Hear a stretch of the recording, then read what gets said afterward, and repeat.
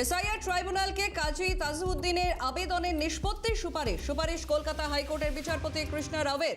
7 জন আবেদনকারীর প্রত্যেকেই সরকারি কর্মচারী, একজন অধ্যাপক এবং প্রত্যেকে নির্বাচনের দায়িত্ব দেওয়া হয়েছে, অথচ কারো নাম ভোটার তালিকায় ওঠেনি। বিস্তারিত জানি, ফোন লাইনে অভিরূপা রয়েছেন। অভিরূপা, এসআইআর ট্রাইব্যুনালকে কাজী তাজউদ্দিনের আপিলের নিষ্পত্তি করার সুপারিশ করলো কলকাতা হাইকোর্ট। এসআইআর ট্রাইব্যুনালকে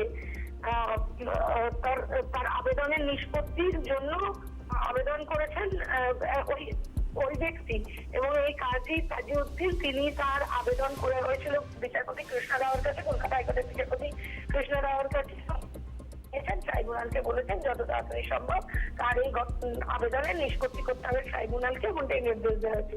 মূলত 7 জন আবেদনকারী প্রত্যেকেই সরকারি কর্মচারী, একজন অ্যাসিস্ট্যান্ট প্রফেসর, প্রত্যেককে নির্বাচনের দায়িত্ব দেওয়া হয়েছে, অথচ কারো নাম ভোটার লিস্টে আসেনি। কিন্তু বিচারপতি কৃষ্ণ রাও বলেন একসাথে সবার আবেদন কিভাবে শোনা সম্ভব, প্রত্যেকের আবেদনের বিষয়ে আলাদা, কারণ সেই কারণে সবার নাম বাদ যায়নি, একই কারণে সবার নাম বাদ যায়নি, তাই শুধুমাত্র কাজী তাজউদ্দিনের আপিলের নিষ্পত্তি করা হোক, আর সেই কারণেই ট্রাইব্যুনালকে নির্দেশ দিয়েছেন বিচারপতি। বেশ অভিরূপা, আরো একটি বিষয় নিয়ে আসছে তোমার কাছে, তুমি সঙ্গে থাকো।